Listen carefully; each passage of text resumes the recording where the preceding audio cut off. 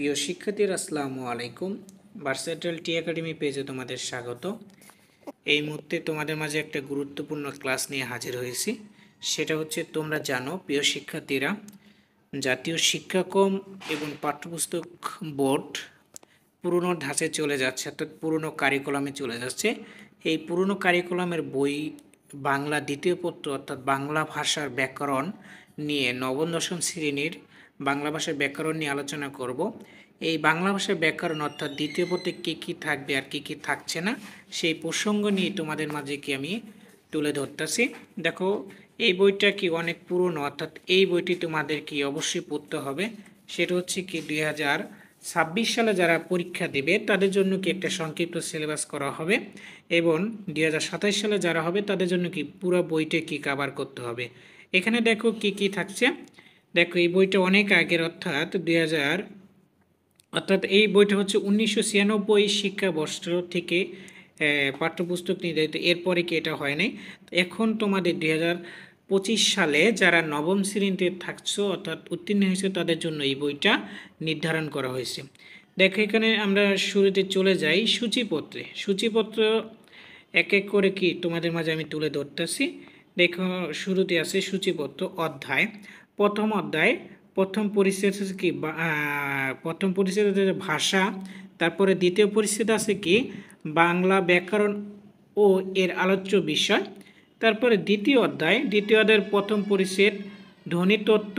দ্বিতীয় পরিচ্ছেদ আছে ধ্বনির পরিবর্তন। তৃতীয় পরিচ্ছেদ আছে নতত্ত্ব ও স্বতত্ত্ব বিধান।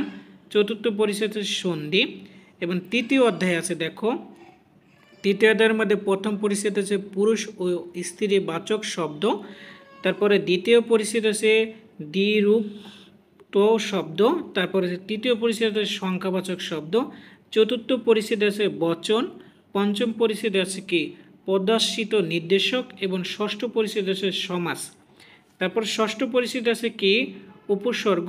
অষ্টম পরিচ্ছেদ আছে ধাতু। নবম পরিচ্ছেদ আছে কি প্রত্যয়ের বিস্তারিত আলোচনা। এবং দশম পরিচ্ছেদে আছে তত্ত্বীয় প্রত্যয়। তারপর একাদশ পরিচ্ছেদে আছে শব্দের শ্রেণী বিভাগ। এবার দেখো চতুর্থ অধ্যায়ের প্রথম পরিচ্ছেদ আছে পদ প্রকরণ। এবং দ্বিতীয় পরিচ্ছেদ আছে ক্রিয়াপদ। তারপরে তৃতীয় পরিচ্ছেদ আছে কাল পুরুষ এবং কালের বিশিষ্ট প্রয়োগ। তারপরে চতুর্থ পরিচ্ছেদ আছে সমাপিকা ক্রিয়া, অসমাপিকা ক্রিয়া ও যৌগিক ক্রিয়ার প্রয়োগ। পঞ্চম পরিচ্ছেদ আছে বাংলার অনুগাম।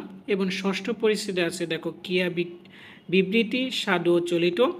ষষ্ঠ পরিচ্ছেদে আছে কারক বিবৃতি এবং সবদ্ধ পদ এবং সম্বন্ধন পদ। তারপর আছে অষ্টম পরিচ্ছেদ আছে অনুসর্গ বা কর্ম প্রবচনীয় শব্দ।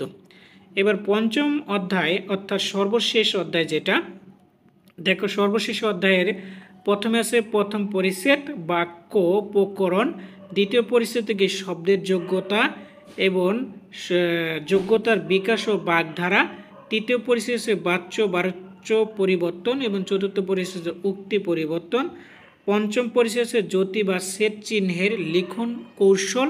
এবং ষষ্ঠ পরিচ্ছেদ আছে বাক্যের শ্রেণী বিভাগ। এবং ষষ্ঠ পরিচ্ছেদ আছে বাক্যের পদ সংস্থাপনার ক্রম। প্রিয় শিক্ষার্থীরা, অর্থাৎ টোটাল বাংলা ব্যাকরণে 5টা অধ্যায় দেওয়া থাকবে। এই 5টা অধ্যায়ের মধ্যে একাধিক পরিচ্ছেদ দেওয়া থাকবে। সবচেয়ে পরিচ্ছেদ হচ্ছে তোমার হলো তৃতীয় অধ্যায় এবং চতুর্থ অধ্যায়। তারপর আছে পঞ্চম অধ্যায়। এই মিলে তোমাদেরকে পুরো বইটা কভার করতে হবে। অর্থাৎ 2025 সালে যারা নবম শ্রেণীতে উত্তীর্ণ হয়েছে তাদের জন্য কি পুরো বইটা কি কভার করতে হবে। এবং 2026 সালে যারা এসএসসি পরীক্ষা দেবে, অর্থাৎ 2025 সালে নিউ 10 অর্থাৎ দশম শ্রেণীতে উত্তীর্ণ হয়েছে তাদের জন্য কি সংক্ষিপ্ত সিলেবাস করা হবে। কি কি থাকবে আর কি কি থাকছে না পরবর্তী ভিডিওতে অবশ্যই তোমাদের জানিয়ে দেব। এবং ভিডিওটা বেশি বেশি করে বন্ধুদের মাঝে শেয়ার করে দাও। পরবর্তী ভিডিও পেতে চ্যানেলটিকে সাবস্ক্রাইব করো এবং পেজকে ফলো দিয়ে রাখো। ভিডিওটা আজকে এই পর্যন্তই। আল্লাহ হাফেজ, আসসালামু আলাইকুম।